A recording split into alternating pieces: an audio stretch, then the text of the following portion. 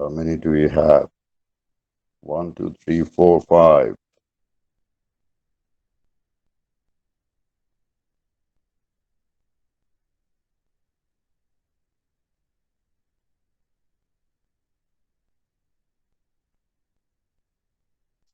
One,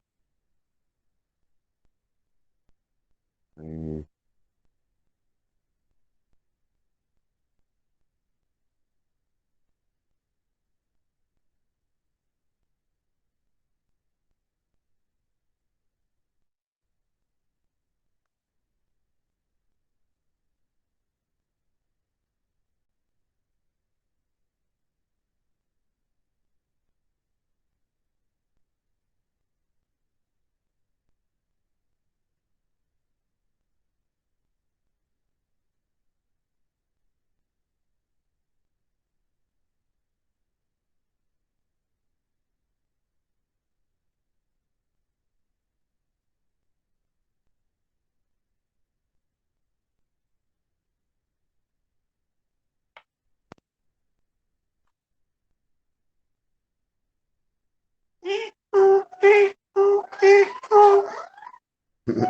Roly poly roly.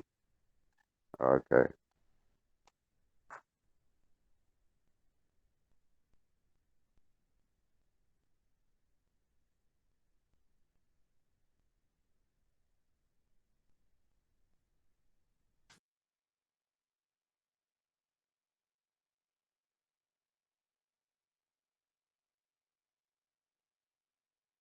So you remember where to get started? I think we will be starting from bitmap, isn't it? Isn't it? We'll start with the bitmap.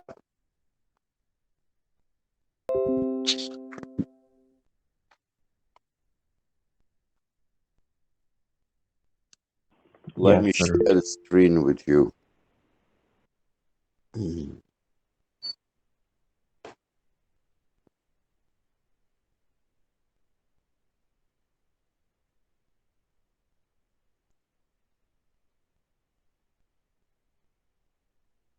So we learned about no memory abstraction, the memory abstraction, some of the vital things like address space, base register, and limit register, swapping, and now memory management with bitmaps and memory management with linked list. All right. So that's what we are going to study today. And definitely after that, we will move to virtual memory management. So hopefully some of you, wait a minute, someone sent me a message.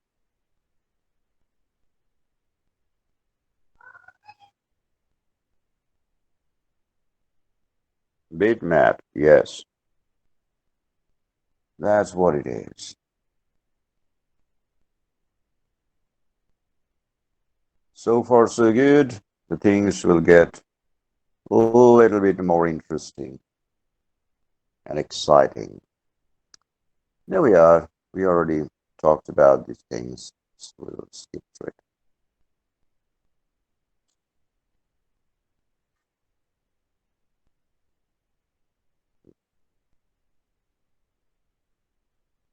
If you can still remember, just before the closure in the last lecture, I pointed out a problem.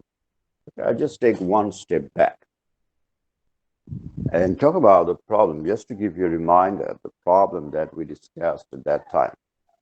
And the problem that we are talking about was the behavior of those codes, those programming codes on RAM. So in fact, as I said, your CPU or your OS doesn't take responsibility of the codes that you have written, whether they're good codes or bad codes. If you write bad codes, then CPU will still try to execute them and your computer will crash. So this is up to you. But at least they understand one thing at a very basic level of segmentation. This is the word that you should get familiar with because later we will see more complex segmentation. So the very basic level of segmentation says that when that abstraction takes place, remember the way we defined a process? A process is an OS abstraction of the program. Okay. So when that abstraction was taking place, it's the OS that kind of splits it up into three parts. There's a very basic level of segmentation. Uh, uh, Loading a process, loading a program as a process in different segments. So the point of segmentation that I was talking about at that time is basically any process will get split up in three parts. One is the stack, one is the data, and one is a program or the instruction or the code part. And these three sectors, or these three parts, these three segments of your program, of your process, will behave in three different ways. For example, the stack has a natural tendency of shrinking. It starts with the few amount of space, and then it will start shrinking. Or in fact, what we mentioned right here is constantly growing downward. And on the other hand, the data that we had, the data part, the data sector has a tendency to grow upward. Or in fact, data part is the one that will keep growing or asking for more space. But the program part, on the other hand, will remain constant. Okay. So at this very basic level of segmentation, we understand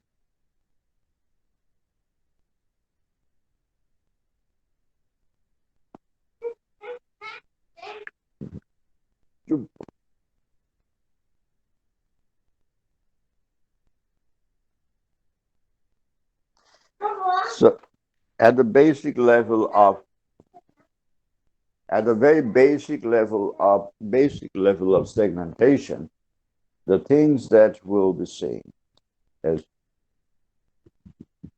that as the process keeps running, as I say, the stack will keep going downward and the data will keep moving upward.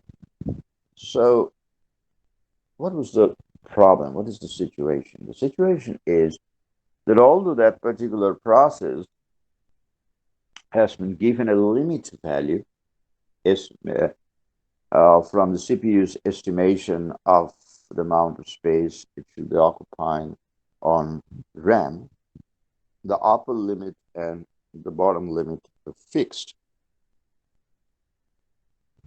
But during runtime and during execution, we see that the data part keeps growing, or that means it starts asking for more space. But how can you give this extra space to the data part? Well, within our limited capability, we try to do something. We try to manipulate that free space between the stack part and the data part, and we try to uh, allocate it either to the data sector or to the stack sector. Okay, so that is a solution, kind of like an early solution that we designed in those days. And as I pointed out, these things were happening until Windows 98 was in the market, until Windows XP came to the market around 2000. Okay. So the problem was still there. It was a real problem. In those days, we could still solve it, but later we realized that that is not the real solution for this problem. In fact, this is one of the reasons why we had to move to virtual memory management. Now, leaving those things apart. So remember this problem. There's a reason I mentioned this problem right at the beginning, because very soon we will jump into virtual memory management. Okay. And there we have to understand why we are trying to make things more and more complex. Up to this point, it is pretty simple. So going to bitmap, that was the problem that I was talking about. We saw it, discussed. Going to bitmap. What is a bitmap? The bitmap raises the issue. It solves an issue. And the issue, in the case of contiguous memory allocation, the issue here is how fast and how efficiently CPU can find out where exactly there's enough contiguous space for a new program to get loaded. Remember, CPU had already made a map. It generated a bunch of physical addresses of the RAM. And those addresses were stored in address register. So whenever, as we say, whenever a process wants to get, a program wants to get loaded, it'll have to go back to CPU, and CPU will just look into its address register to find a contiguous free blocks. And if it can find it, it will ask the program to get loaded right there. And then the base register and the limit registers will come into play. Now here is the question, that how efficiently the CPU can find out. Now when we say efficiency, there are two things we must keep in mind. The first thing is, of course, speed. That is the most important criteria. The second important thing is it must be done in such a way that it shouldn't result in fragmentation. It shouldn't result in fragmentation. That is one of the most important things. Remember fragmentation. So we have to be alert about these two things. All right? So what is bitmap? Bitmap, as you say, the memory is divided into allocation units of the same size. And in fact, you must remember that whatever you are learning here, much later when we go to more complex technology, you will see somewhere deep inside, it's still the same thing. But they have been made, so basically based on all these concepts that you're learning today right here, we will continue to make things more complex. So divided up into allocation units. So basically inside that CPU register, there were bunches of physical addresses. Now, to make things easier, this has been split up. Of course, it's a logical thing once more. And each of these allocation units will contain one or more. It depends on what's the size. That is a debatable question. What should be the size of these allocation units, which are called kind of blocks? We don't have exact name for that. It's a kind of allocation. We just call them the allocation units. Okay. And as you see the word unit, that means that is in fact the unit. Only one process or one thing can be inside. So for these allocation units, now your RAM, previously it was represented as a bunch of physical addresses. Now it can be logically viewed like this. Equal sized allocation units of the same size. And each size will be given a bit.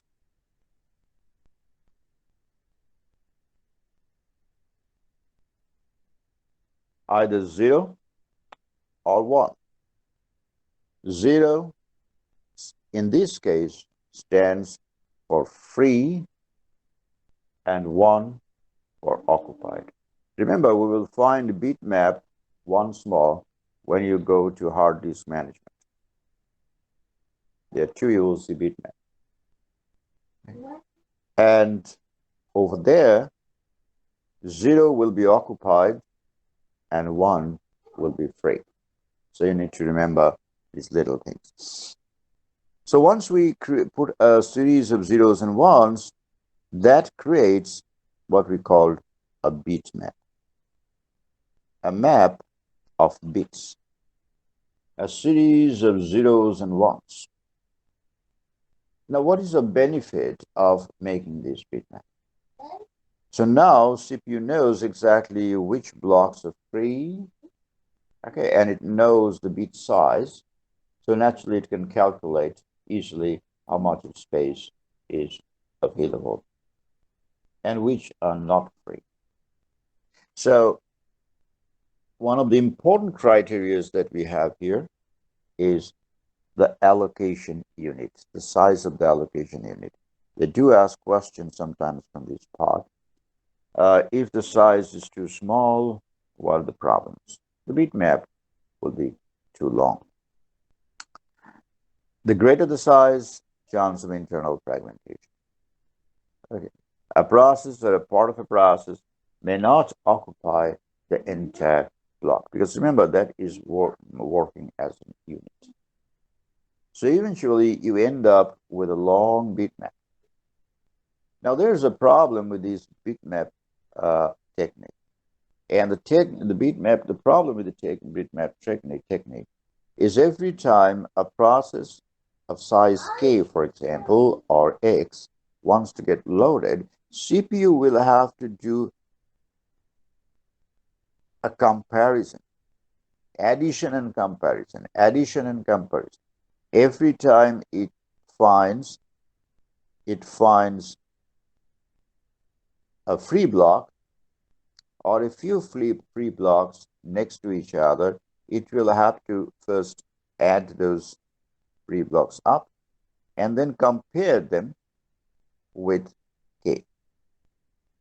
Because, as we said repeatedly, that there must be contiguous free blocks enough to hold a process with the process of length k, a volume of size k. So naturally, it must be greater than equals to k. Okay. If it is not so, then again CPU basically will have to go all the way from the beginning to the end of this bitmap. And that was taking up quite a bit of CPU's time. So that is what we are talking about right here. When it has been decided to bring a k-unit process into memory, the memory manager must search the bitmap to find a run of k consecutive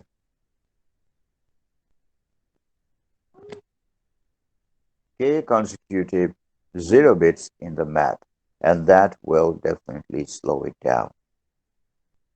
So what is the solution for that? To speed things up for the CPU, and remember, in the computers, even with those computers where we were applying this contiguous allocation pattern or memory abstraction, we already moved to switching and how fast the processes are getting switched. The computer will have to, or your memory manager will have to spend a lot of time every time a process wants to get loaded. Whether it's a new process, old process, doesn't matter. It will have to find contiguous free blocks. So to speed it up, we moved on to something that you learned if I can correctly remember, in your course CSI 104, Introduction to Computer Science, Data Structure, and you studied linked list. Linked list make the search operation very fast. Very fast. Okay. That is the benefit that we had in linked list.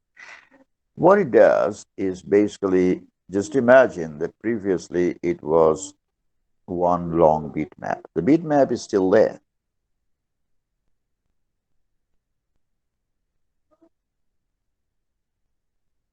The bitmap is still there. Okay. So 0, 0, 0, 1, 1, 1, 1, 0, 0, 0, 0. Okay. Now what it does, let me write it down. It makes a cluster. Linked list makes a cluster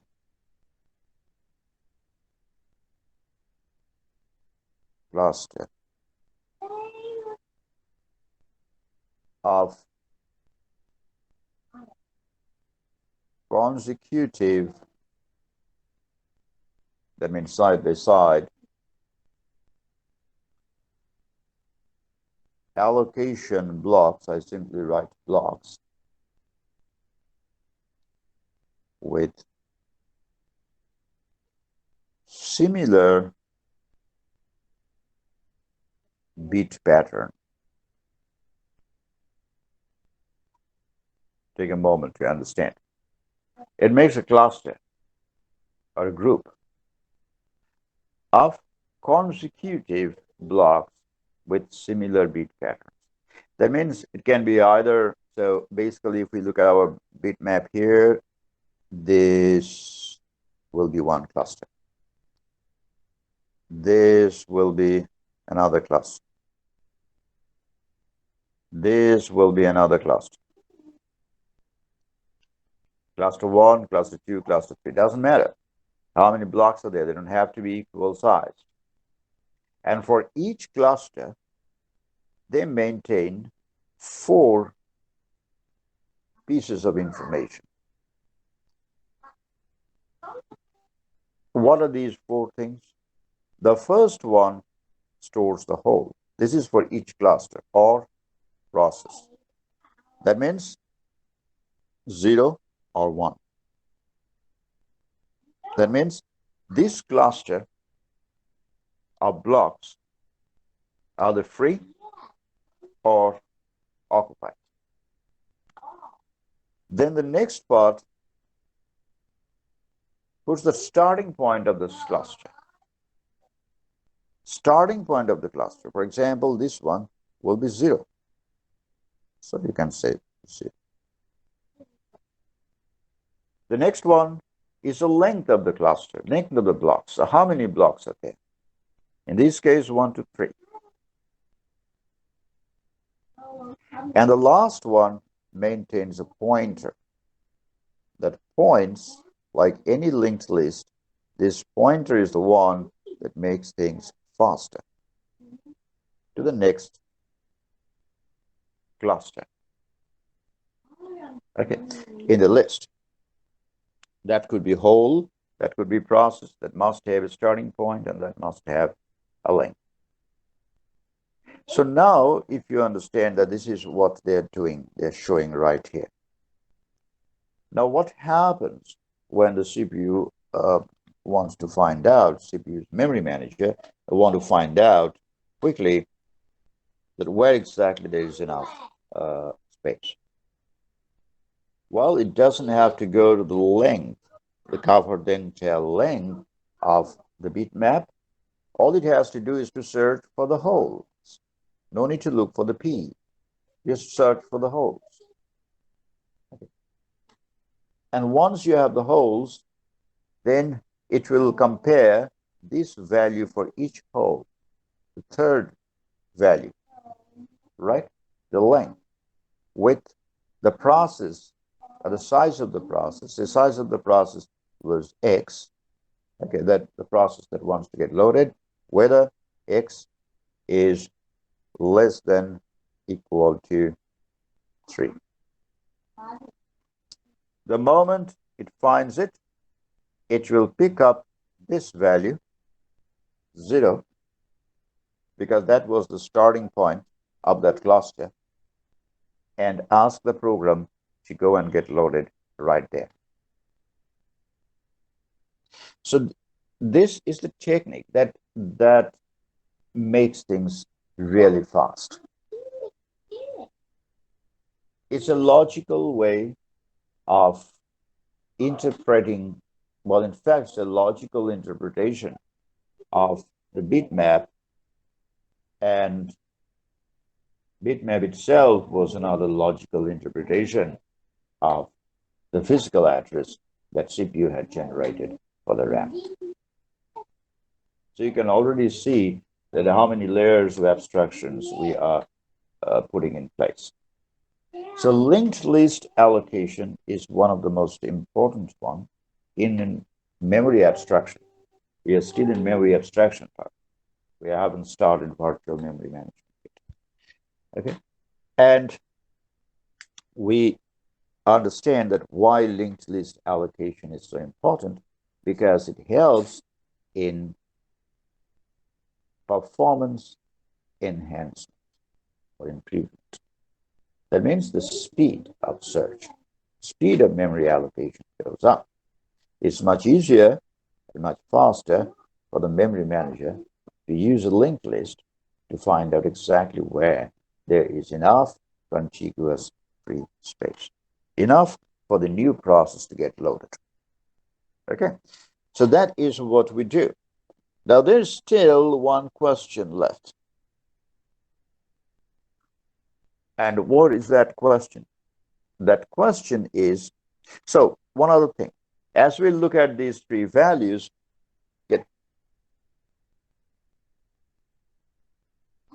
can anyone tell me what exactly these values are? Well, the first one we understand it is either a process, or it could be a process, or it would be a process, or it could be a whole. Okay, that's the first information that we get. What about the second one? That 0 that we are looking at, what is that? What is this value? What does it stand for? And what is this value? So basically, if you remember what we studied in the last class, you can easily say that the second value here is basically the base register, the base value for each cluster, the point where it is getting started. Isn't it? And the third value is the limit value of that cluster. So that's why we just did the same old thing that we did in the last class. We compare with the limit value. If limit value is okay, then just pick the base value and ask the program to get loaded there. Done. All right. So now we understand what we have inside the linked list. First, the first one indicates processor whole. Second one indicates the base value, the starting point. And the third one is the limit value of that cluster of blocks. And finally, a pointer to point to the next cluster. Right. Now, the interesting thing about it is we try to make it even more efficient. So once we have a linked list, and just now remember what we said. We said that when it comes to, say, for example, the new process, process 1, its size is X. So we do a comparison that X must be less than equals to the limit value. I say L1. Now that means, in other words, the limit value must be greater than equals to x. There is a problem. We can probably think about it in a very logical way. Why? Now, yes, I use the word enough, but enough is a gross representation. Because, say, for example, the limit value is 20, and this is the limit value, and the x value is 5. So what does it mean? Is L greater than x? Yes. So can x, or the program that has the size x, can it be loaded in the L space in that cluster where we have 20, say 20 KB, and this is 5 KB? Can 5 KB be loaded in 20 KB space? Yes. Any problem? Yes. What's the problem? Fragmentation. In fact, you are making another hole that is worth 15 KB.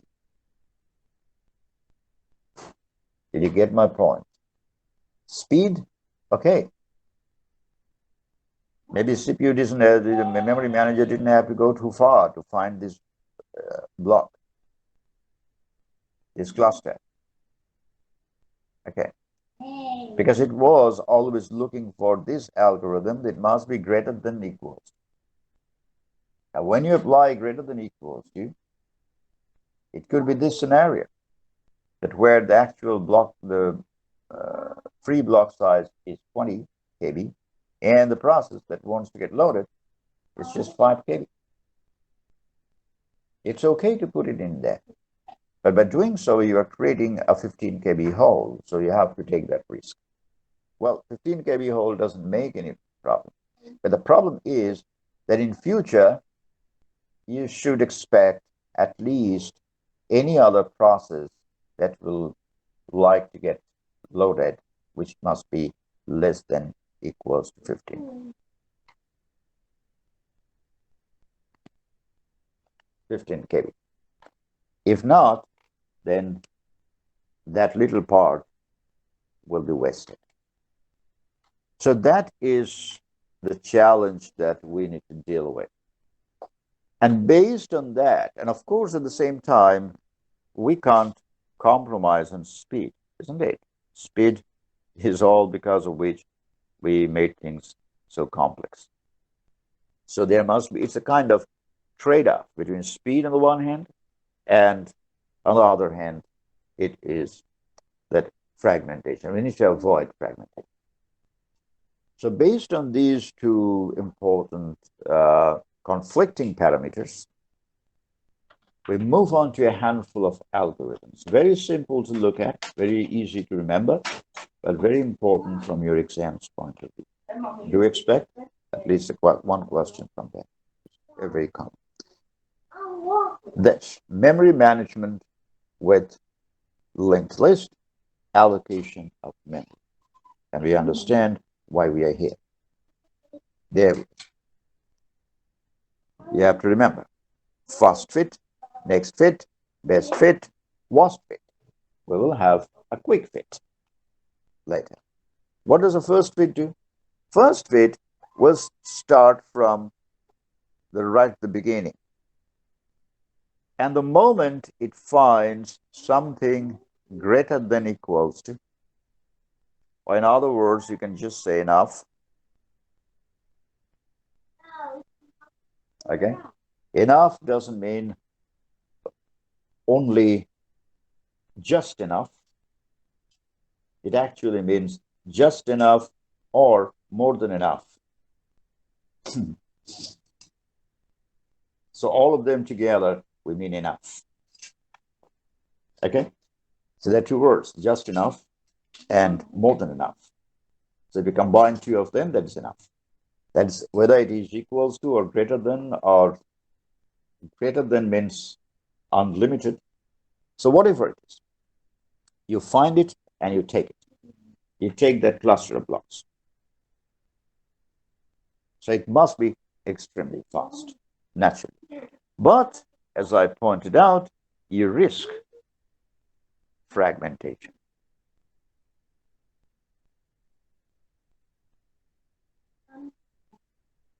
Just make sure that the fragment that you create will be enough for some other processes, new processes to occupy. Next fit is same as the logic is same with first fit, but it starts where the last only after it doesn't start from the beginning. It starts from where the last process was allocated a cluster of free blocks. Only after that, from that point. And then follows the same algorithm. Finds enough space, more than enough, just enough, doesn't matter. Give it to that incumbent process. Best fit. As the name suggests, if you want to get the best fit, we will rather focus on just enough. That means we are focusing on equals to. That's our criteria. If we can't find equals to exact match, then at least a little. What is the next possible just enough? So if the process that is trying to get loaded is worth 5 KB, we would rather go for a 5 KB cluster. If we can't find 5 KB, maybe 6 KB. If 6 KB is not available, then 7 KB. That means just enough for these 5 KB process. But if you want to, in a word, it is actually good that you try to avoid fragmentation, although there's no guarantee. Because if you put 5 KB process in a 7 KB hole, you are risking creating 2 KB fragment. And that 2 KB, rest assured, no other process will probably occupy, because a process can kind of have that little amount of space and RAM. There should be a reasonable compromise. So that is what we call best fit. But one thing is for sure, if you want to do the best fit, you have to scan all the holes, right? For example, the first fit was very speedy because we didn't have to go to the end of the linked list. We didn't have to check all the holes. We just found the first one and put it there. Compare it to the best fit, you will have to look all the holes in the linked list and then compare them and finally decide which will be the exact match or near exact match. So naturally, best fit slows it down. And this is where they ask the question from, best fit most of the time. Okay. Worst fit, as the name suggests, is definitely a very bad idea. But there's a logic behind it. Worst fit will always go for the largest hole. Again, slow, because it will have to do the same thing like best fit. It will have to compare the whole side. And it will always try to find out the largest hole. Why? Because the logic behind it is if you get the largest hole, say for example, for the 5 KB process that wants to get loaded, at the moment the largest hole is 50 KB.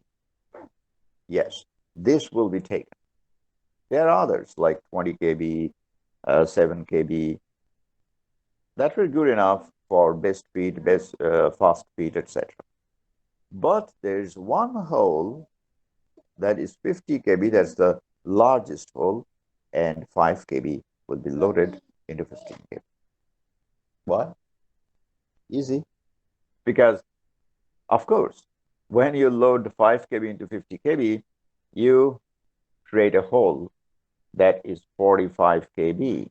And as you look at the size of the hole, you know in future you can accommodate more new processes into that hole. So that hole will not stay for long. That will not end up creating fragmentation. Like as I said, that if you go for 5, if you want to put 5 kb process in a 7 kb hole, then you end up with 2 kb, which most likely will never be taken by any future process. So that will be a permanent scar on the RAM, or a permanent unused fragment. So did you get this point? So that is what we do. So now there is a case, and most of the time, I say most of the time because sometimes they do ask questions, theory-based questions from this part, but most of the time do expect a question like this. Okay, that means, I mean, of course, not in a visual way, everything will be written there. No,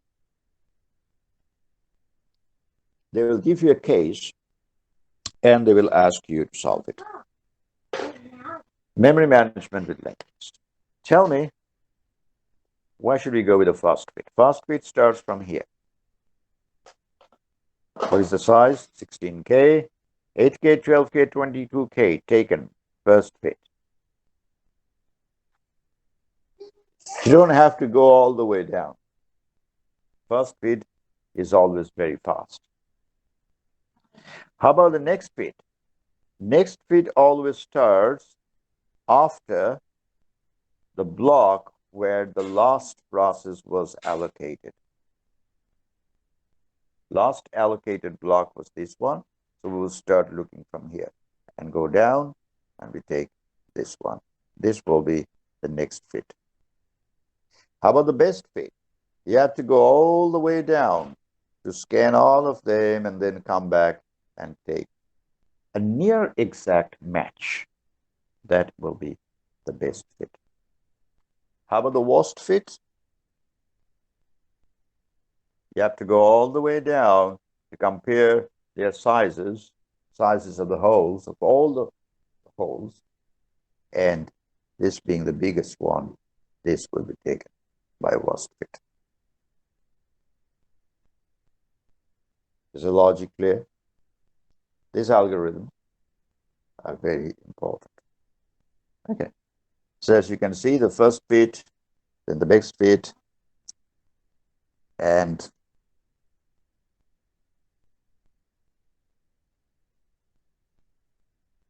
see, the risk that I was talking about, when you go for the best fit, even there is no guarantee, because you couldn't find an exact match, the near exact match that was 16 to 16K was 18K. But you make a 2K hole there. Do you think any other process can be put in that place? I don't think so.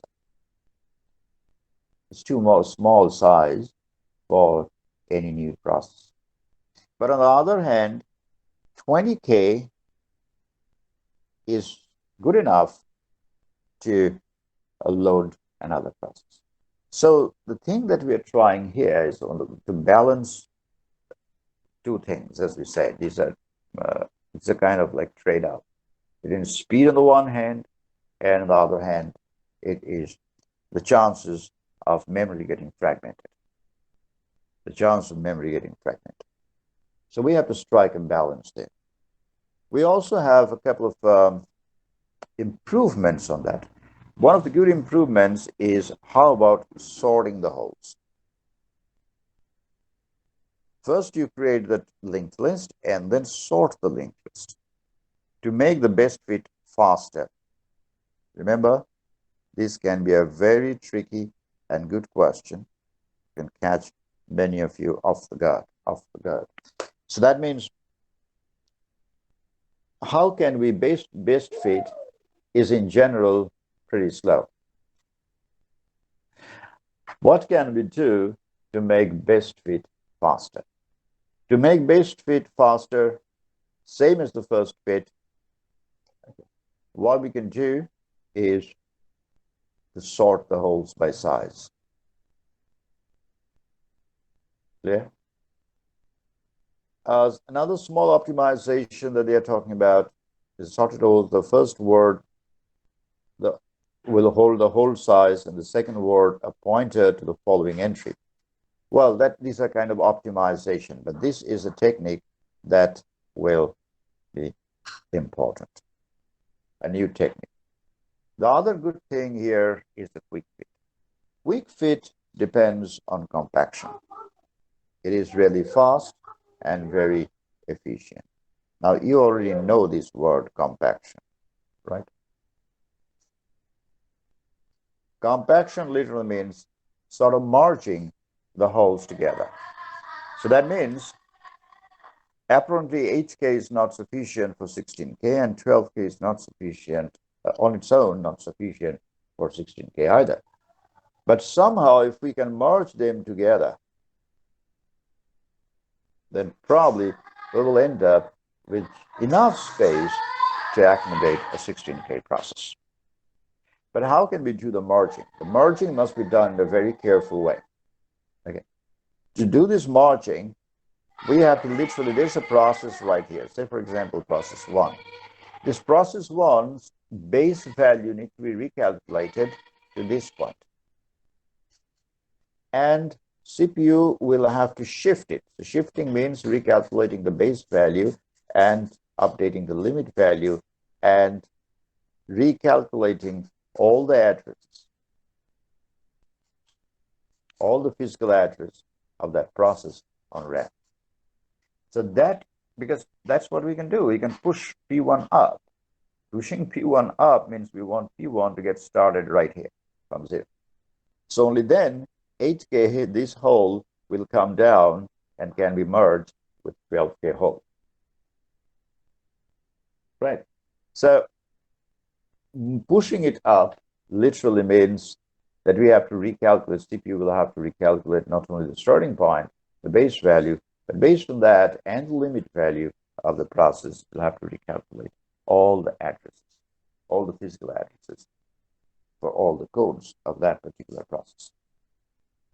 Okay, so that's why it is a little bit complicated, but if it can be, it is done, this merging is done, then finding a hole is extremely fast.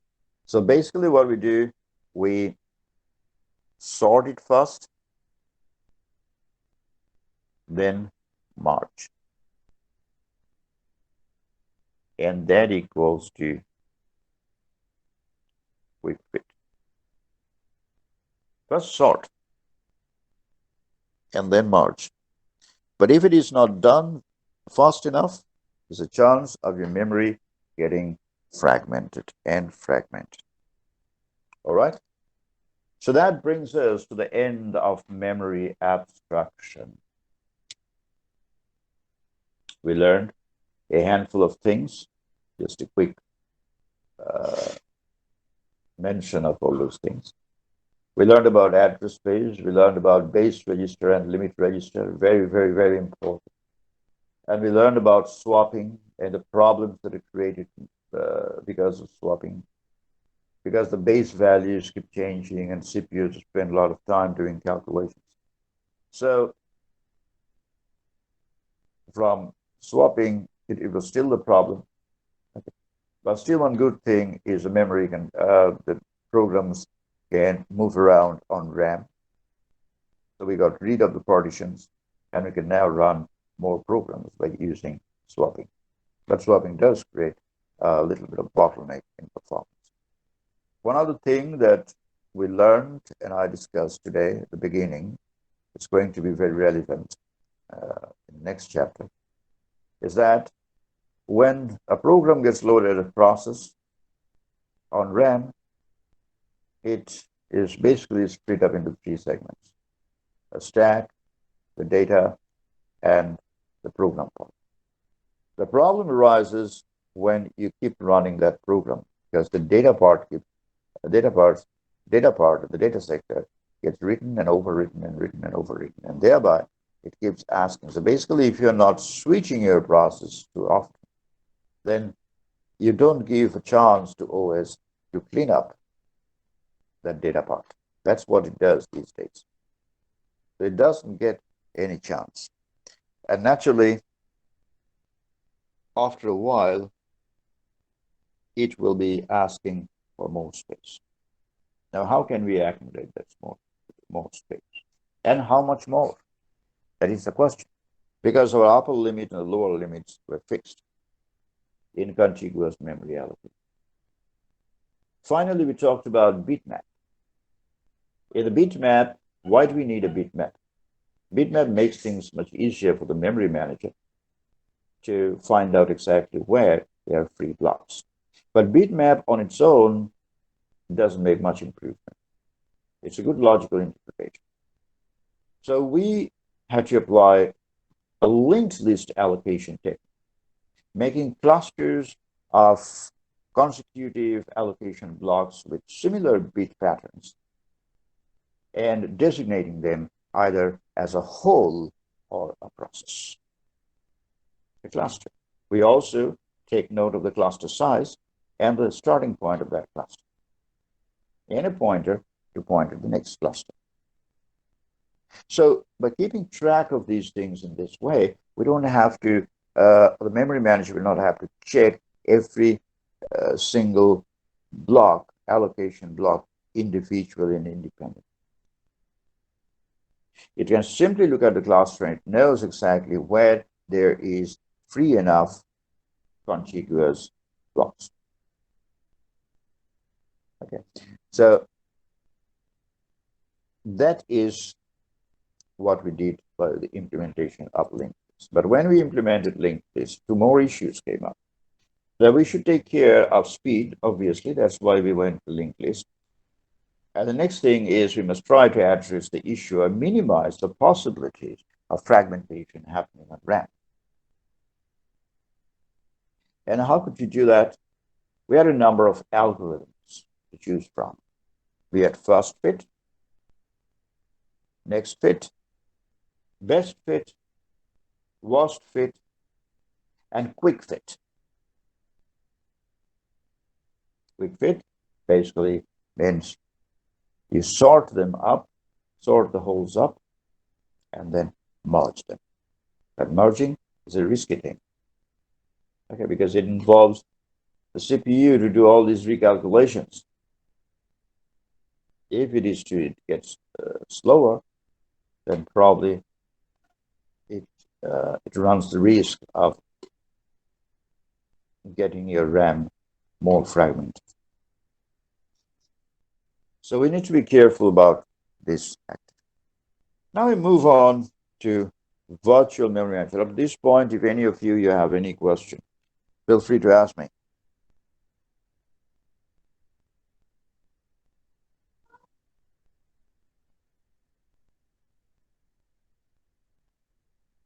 Broadly speaking, the memory management unit in this book is focused on virtual memory management.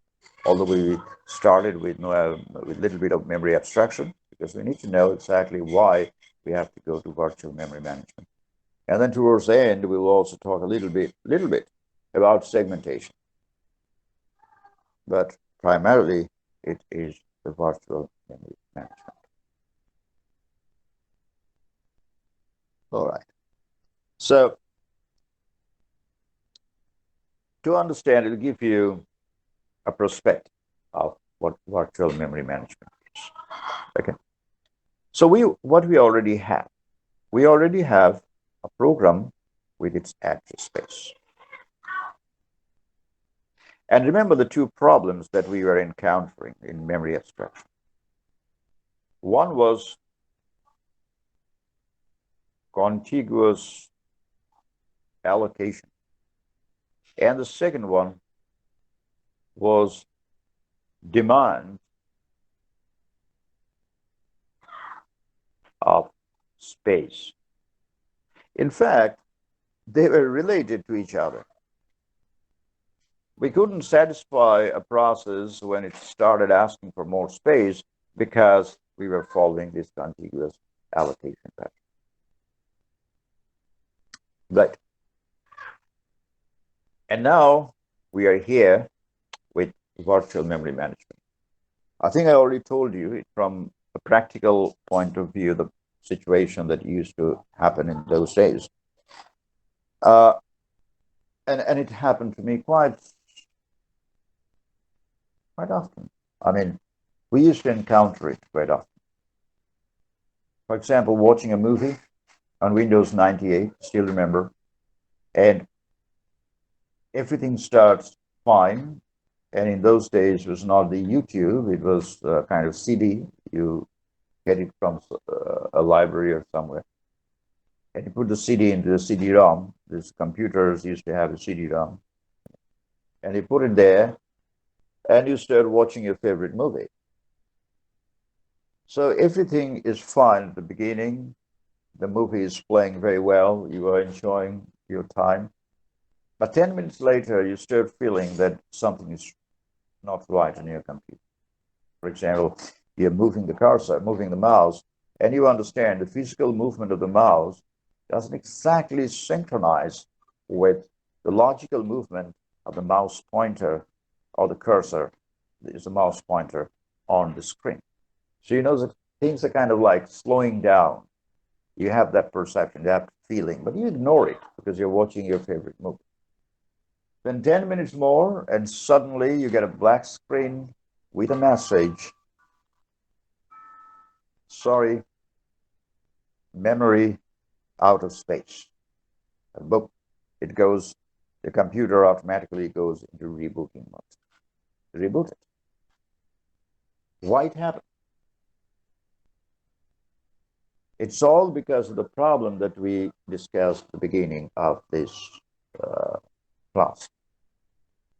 The data sector was expanding, and then started asking for more space. And this is just an instance.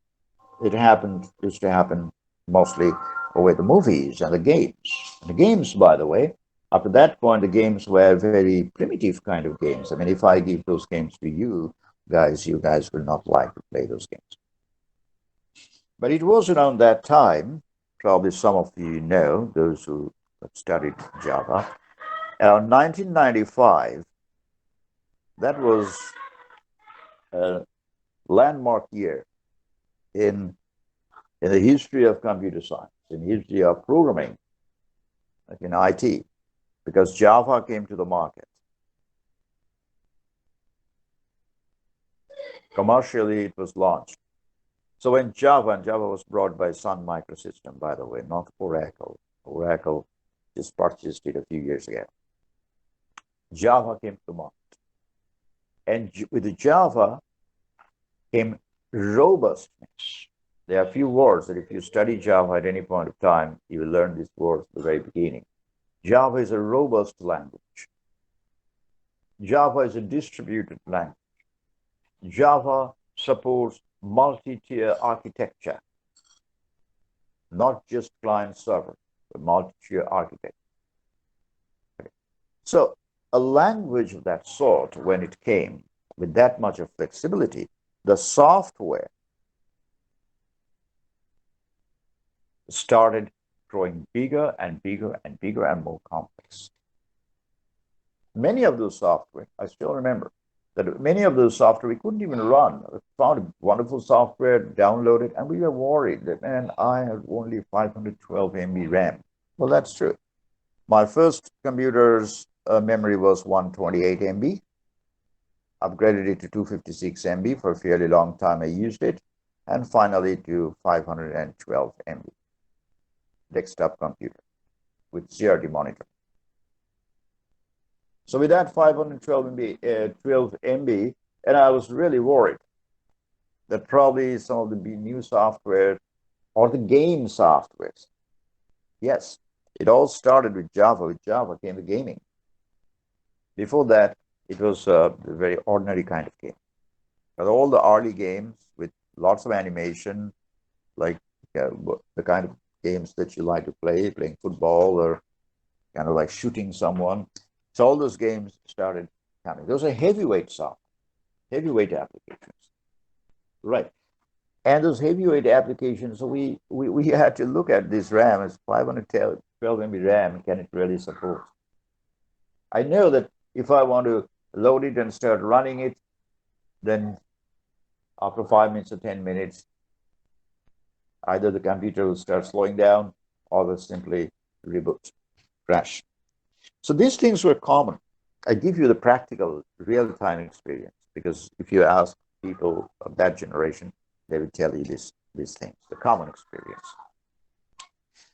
So we have some issues. Okay, let's put those issues on one side. Let's not forget that these were the issues that we were encountering around that time. And now we see that what solution we are proposing. So we had this address space that started, each process now has an address space starting from 0 to n. Okay, 0 to maximum. And who gave the address space to the program? CPU. So CPU gave the address space. CPU gave the space to the program, and now CPU also at the same time generated a whole bunch of physical addresses, physical memory addresses for the RAM. So CPU on the one hand, for each program, it generated some logical addresses, right? And on the other hand, for the RAM, it generated the physical addresses. Okay? That's what CPU did. But now, to get rid of this kind of complex problem and what we casually call virtualization of memory, operating system jumps in. It's the operating system that applies virtualization. I can point my finger to Windows XP. You may have heard about that, definitely you haven't used it. Windows XP was the first one from when we started hearing these words that I used Windows XP for 10 years, that they use virtual memory. They used virtual memory. They were the first one to introduce virtual memory, this concept. And Windows XP, we used to say that, as you remember, Windows 98 was difficult to crash. It was very hardy software. We loved it. Okay, difficult to crash, but it could, in extreme situation, it used to crash. But XP will never crash.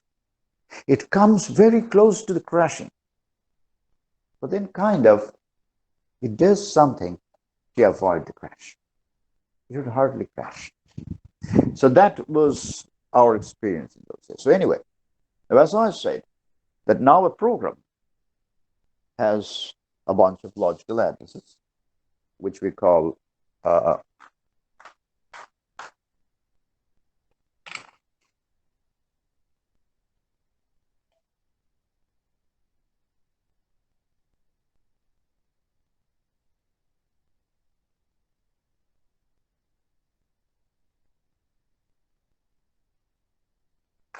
the first thing is that whenever that you have the address space, now this one jumps in. And after jumping in, what it will do, it'll simply remap the entire address space, because that is operating system's interpretation. That is operating system's interpretation of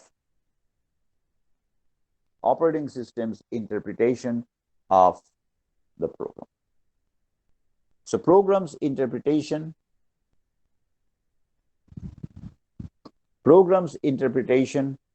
of CPU's interpretation of the program and operating system's interpretation of the program. So these two interpretations are different. These two interpretations were different. So what we did,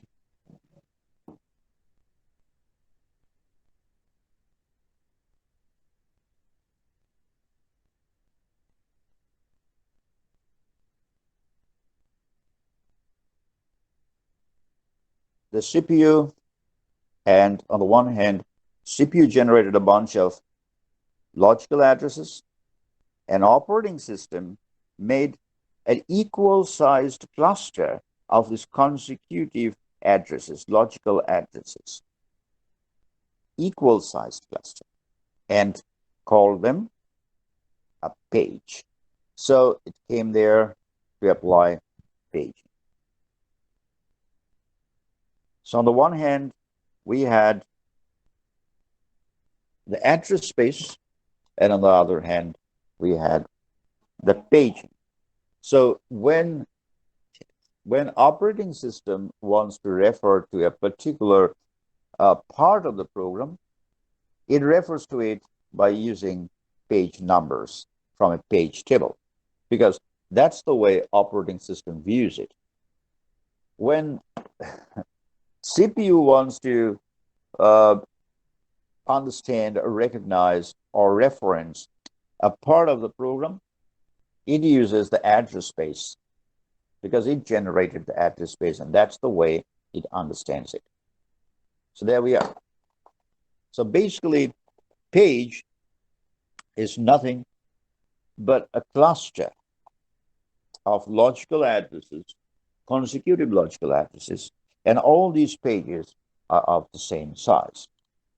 So CPU generated an address space, which is basically a bunch of logical addresses for the program, and your OS created a page table, which is basically a number of pages next to each other. So that is the difference between these two things. So in other words, that we have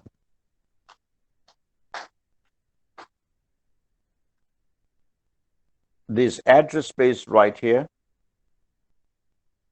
We already have a bunch of logical addresses. This is the address space. Now, OS jumps in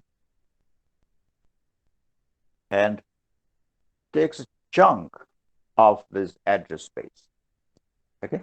Or you can say a cluster of these and call it page. This technique is what we call paging, as you can see.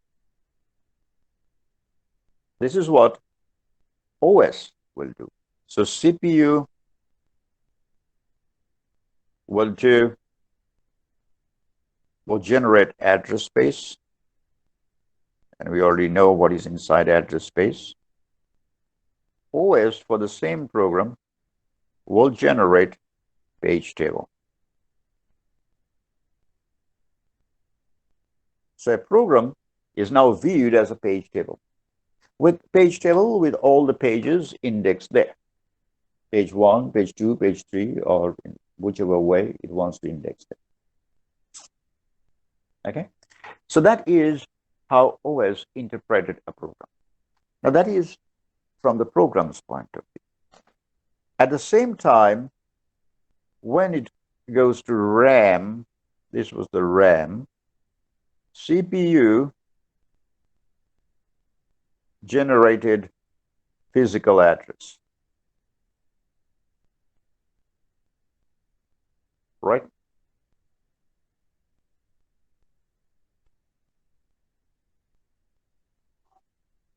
Operating system jumped in and made an equal sized cluster of consecutive physical addresses and called them page frames. So there we are. On the one side, you have for each program a page table, and for the RAM, a page frame. So these are the two things that we have. And once we have these two things, now we will start playing the game. That's literally shuffling those pages. To understand that shuffling, we have to go back to other root problems that we highlighted right at the beginning. Okay, what were the two problems that we highlighted? We still remember. And we'll see what we can do to address that issue. But don't forget that now we have a page table, and we have the page table, and we have, on the other hand, a page frame table. And remember, all pages of all page tables, I mean, all pages for all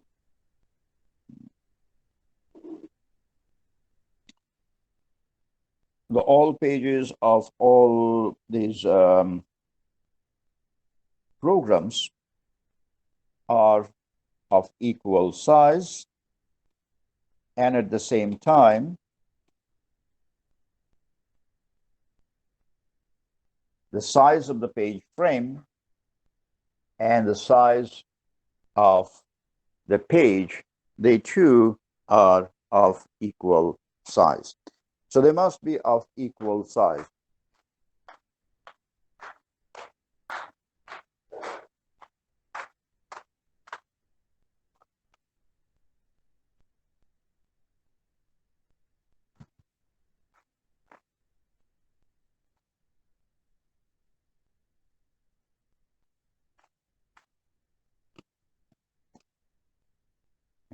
So that is exactly what we were doing at that point of time.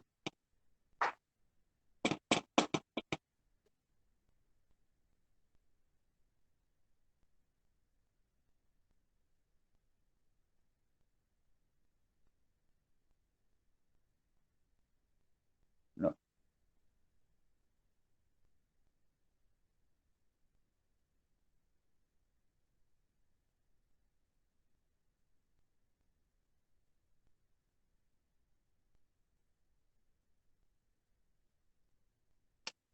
Mm-hmm.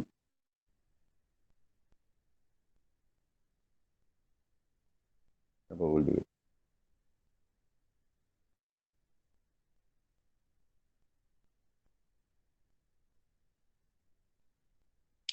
So the one thing that we have right here is the physical memory on the one hand.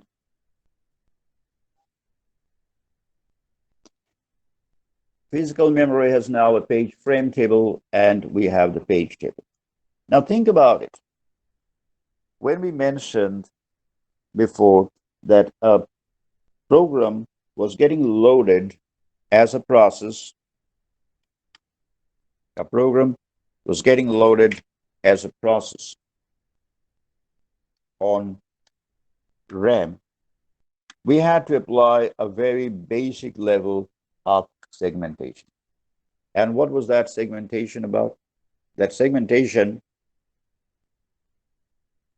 was all about splitting it up into three parts: data sector, stack, and program, right?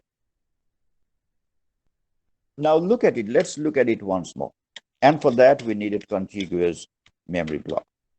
Say, for example, the process altogether needed 20K space because we had to give it the data part, and we had to give it the stack part, and we had to give it the program part. And the program, inside the program, there are probably 1,000 lines of code. So all those codes were loaded in the program part. Okay. Now the question, if you look at it once more, and you should ask a question to yourself, that why am I putting those 1,000 lines of code on RAM?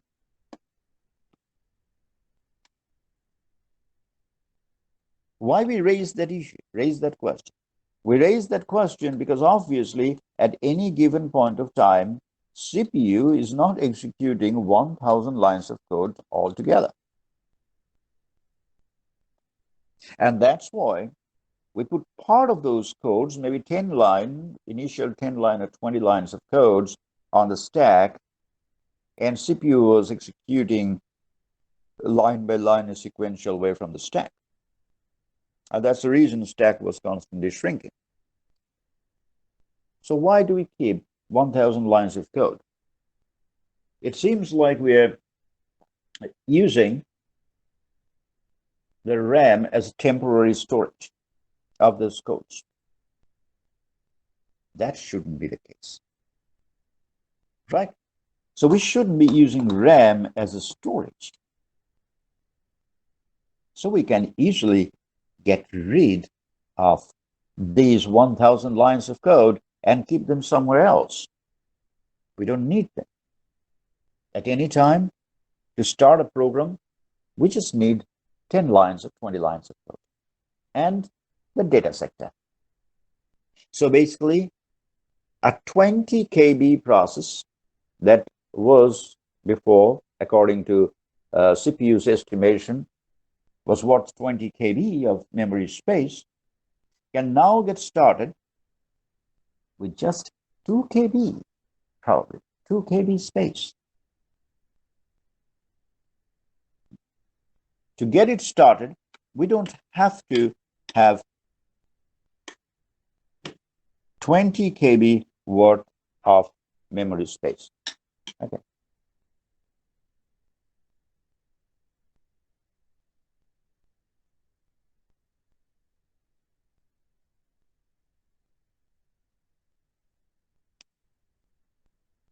So that is what we were doing.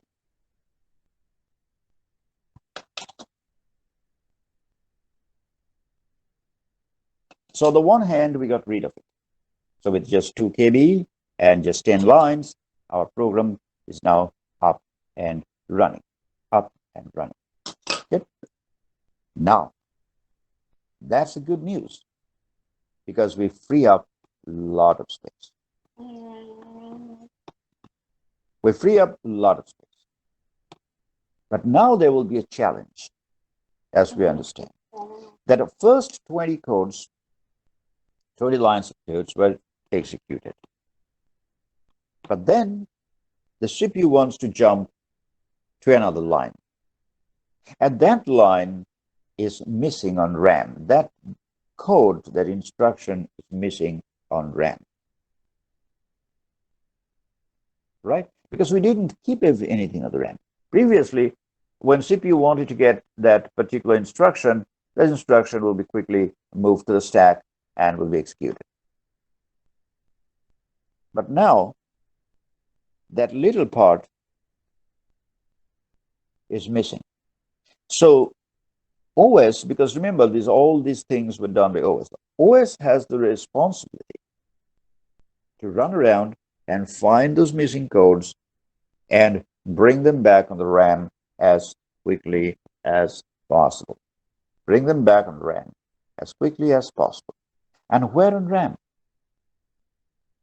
Anywhere on RAM. Anywhere, wherever there is enough space for that particular missing code. So those codes could be loaded anywhere on RAM.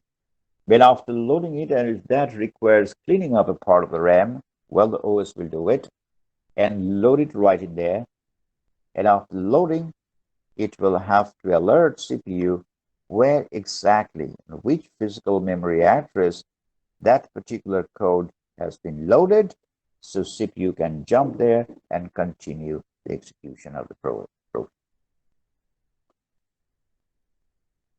That thing that I mentioned right now, that OS will have to take the responsibility to jump in and do something about it. This is a huge responsibility. This is, in fact, a huge responsibility, and it's a very complex task. And it's done and controlled solely by operating system, because operating system is the one that is implementing this virtualization thing. Okay? So it takes the responsibility of these missing codes. And that is what we are going to study in the rest of this part as virtual memory management. So on the one hand, we actually killed two birds in one shot, as we say in English. The first is we got rid of an extra space. We reduced the amount of space, amount of memory space needed by a process to get started with on RAM. And so now, even a bigger process we don't have to worry about. Previously, as I said, that sometimes when we try to run some big software on our limited RAM. Well, most of the time we used to get a message, not enough memory. The program couldn't be run. So what we used to do is to just look around and shut down and close some other apps and try again. Hopefully you can free up some memory space and we can now load it in contiguous memory allocation and then start it up. But then when the virtualization came, we don't have to worry for that. A process may be of 200 KB. They're needing 200 KB space on RAM. It doesn't matter.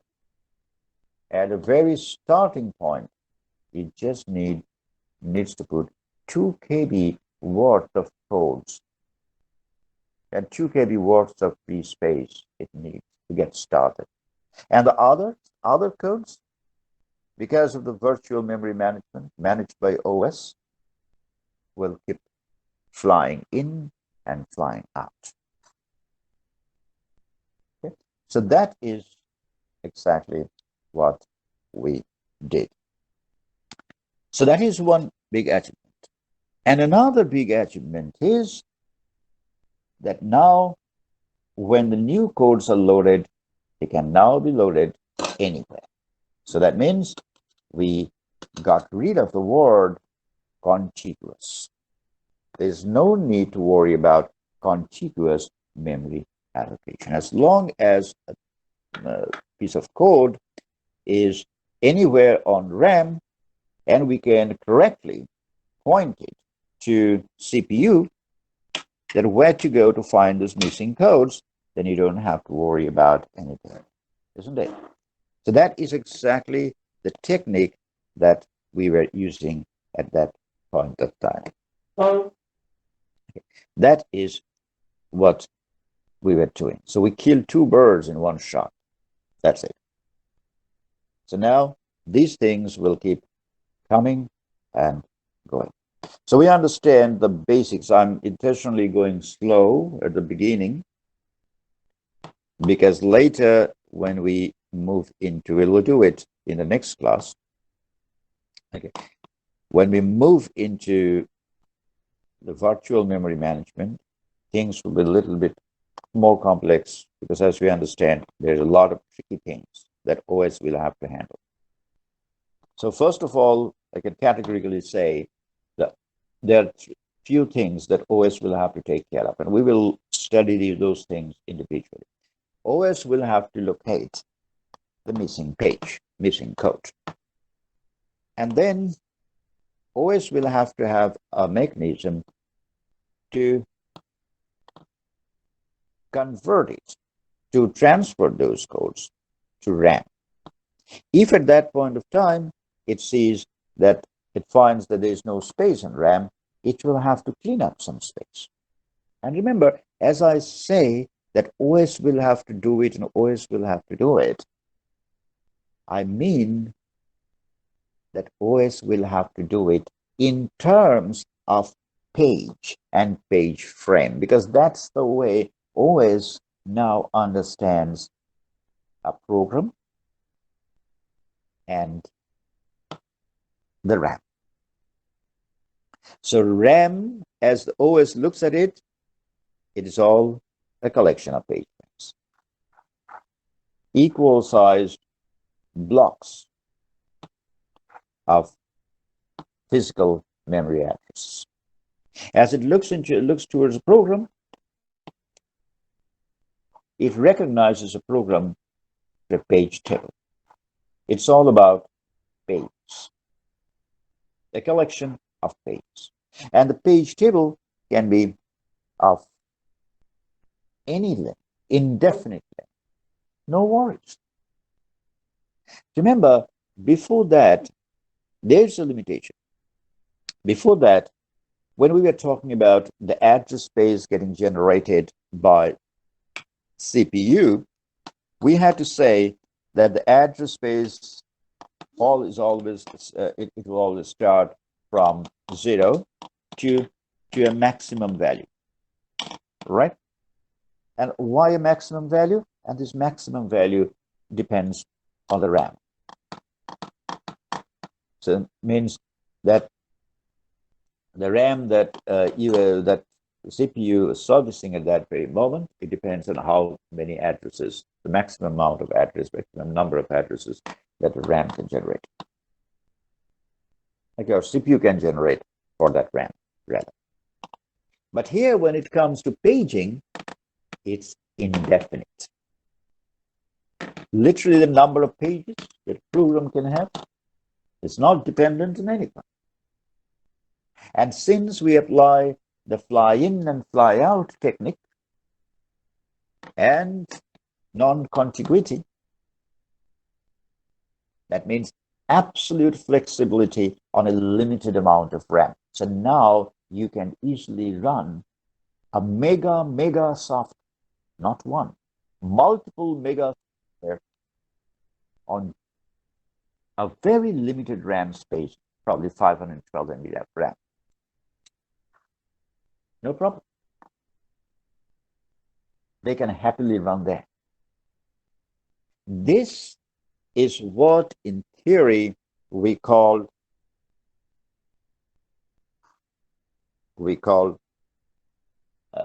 virtual memory management. Did you get my point? Clear? All right. So we'll wrap up here, and we got an introduction, and it's okay. It's good to go slow. And I give you a little bit of time to go again, open the book, and just get started.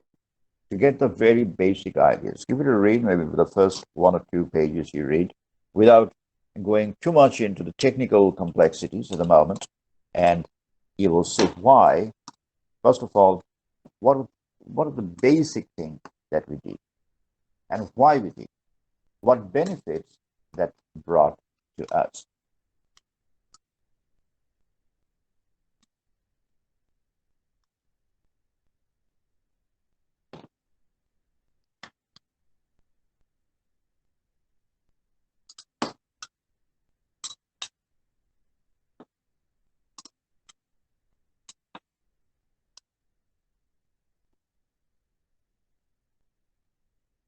Okay, so I leave you here, and today I will give all of you the attendance. We have a full house here, so we will give you the attendance. No worries for that. All right, so that's all, and have a nice day. We'll catch up again on Friday. But give it a read, don't leave it. Give it a read to understand why we are into paging and why we are into virtualization of memory. All right. That's all. Thank you. And bye.